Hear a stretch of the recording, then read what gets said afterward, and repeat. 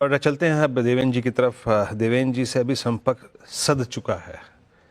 देवेन जी, good morning. कार्यक्रम में स्वागत है। आपको भी क्रिसमस की शुभकामनाएं। थोड़ा सा फेस्टिव आई थिंक जो होता है ना, आई मीन स्पार्कल्स वो नज़र आ रहे हैं। थोड़ा ग्रीन हरा रंग आज स्क्रीन पे है।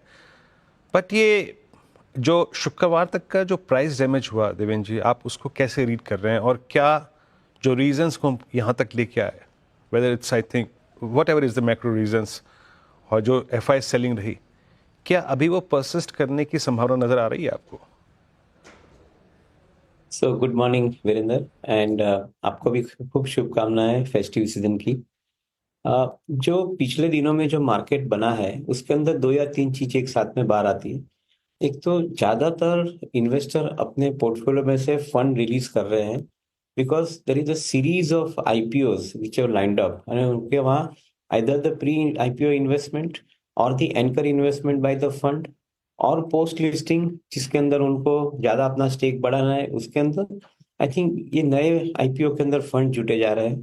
तो एग्जिस्टिंग कंपनीज जो लिस्टेड है उसके अंदर से पैसे निकाल के यहाँ पे फंड ट्रांसफर हो रहे हैं। I think it's a big time activity which is currently happening. Along with that, of course, I think strengthening of the dollar and weakening of rupee के माध्यम से देखें तो I think on expectation also some of the foreign investors have been taking out money systematically, largely because उनको depreciation in their portfolio due to currency नहीं देखना है। तो शायद ये भी एक प्रक्रिया साथ में जुड़ी हुई है, चालू है। मैं मानता हूँ कि पूरे के पूरी जो प्रक्रिया है वो टेक्निकल ज्यादा है, फंडामेंटल के अंदर उसके अंदर कोई ज्यादातर नेगेटिव नहीं है। ऑन द कॉन्ट्री थर्ड क्वार्टर के नतीजे और फोर्थ क्वार्टर के नतीजे जब भी हम देखें तभी उसके अंदर आई थिंक हमें एक चीज सामने आएगी कि I think the fundamentals of the companies they remain intact. शायद थोड़ा बहुत जो मार्जिन के ऊपर प्रेशर जो सेकंड क्वार्टर में देखा गया तो वो थर्ड क्वार्टर में चालू रहे, but overall I think the environment is becoming more conducive for better margin and at the same time higher amount of growth on the top line as well. तो मैं ऐसा समझता हूँ कि third fourth quarter normally should remain good and that should bring back investors who have basically deserted the market from the listed securities and they are moving more towards a IPO, क्योंकि IPO के अंदर उनको एक return भी एक अच्छा short duration में मिल रहा है। तो शायद ये प्रक्रिया अभी एक्सेलरेट हो रही है, उसका भी एक कारण हो सकता है।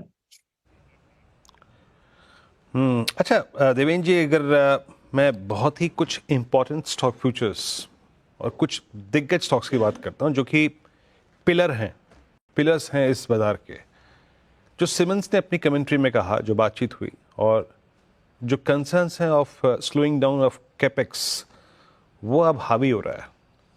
आपको इस मद्देनजर जो प्राइस डैमेज कैपेक्स ये कैपिटल गुड्स में हो रहा है, आप उसको कैसे रीड करें? इट्स अपॉर्चुनिटी या फिर अभी टाइम लगेगा इन स्टॉक्स को सेटल होने में? मुझे नहीं लगता कि बहुत लंबा मेजर स्लो डाउन है यहाँ पे।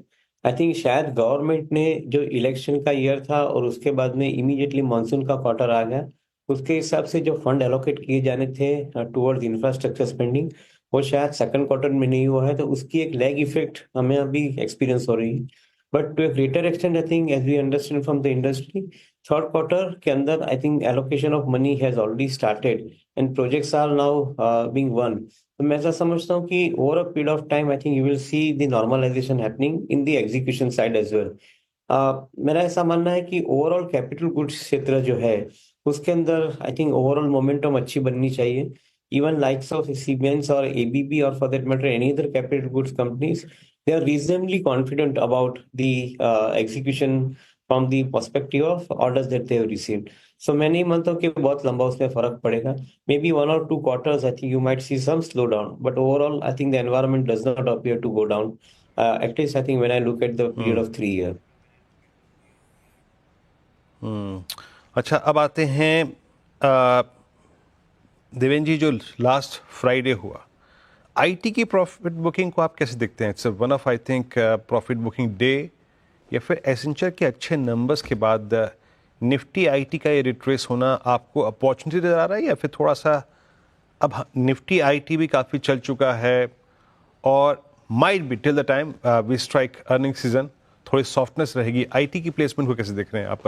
क्योंकि अभी तक हमारे पास जो एक टेलविंड है, स्ट्रॉन्ग डॉलर, वो अभी भी परसिस्ट करता है।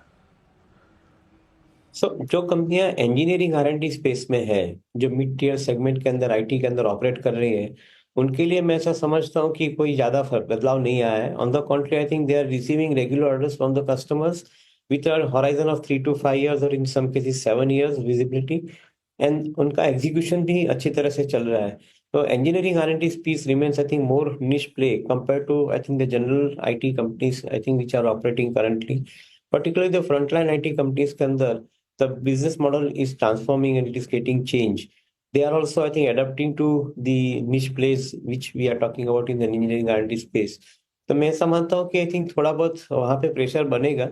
But on the other side, the mid and small IT companies, particularly the engineering R&D जिसकी मैं बात कर रहा हूँ, उनके लिए आई थिंक टाइम मेरे ख्याल से अच्छा रहेगा. Maybe I think valuation wise देखा जाएगा तो everybody is I think at a reasonably good valuation और in some cases premium valuation. तो वहां पे आपको मिस्टेक करने का या गाइडेंस मिस करने का अवकाश नहीं है. अगर मिस्टेक होती है यानी एग्जीक्यूशन के अंदर आप नहीं अचीव कर पाते हो, गाइडेंस मिस करते हो, तो शायद मार्केट इतना काइंड नहीं रहेगा, उसके अंदर बिकवाली आ सकती है. सो ये एक कंसर्न मार्केट के लिए जरूर रहेगा. But overall environment for I think the निश play in IT is remaining intact, ऐसा मेरा मानना है. ओके देवेंद्र जी, बहुत बहुत शुक्रिया इस पूरी बातचीत के लिए. खुल के आपसे पूरे बाजार के स्ट्रक्चर पे, कैपिटल गुड्स पे, आईटी पे बातचीत हुई. और एक बार फिर से मेरी तरफ से और CNBC आवास परिवार की तरफ से आपको क्रिसमस की अग्रिम शुभकामनाएं. निफ्टी के लिए चैलेंज वही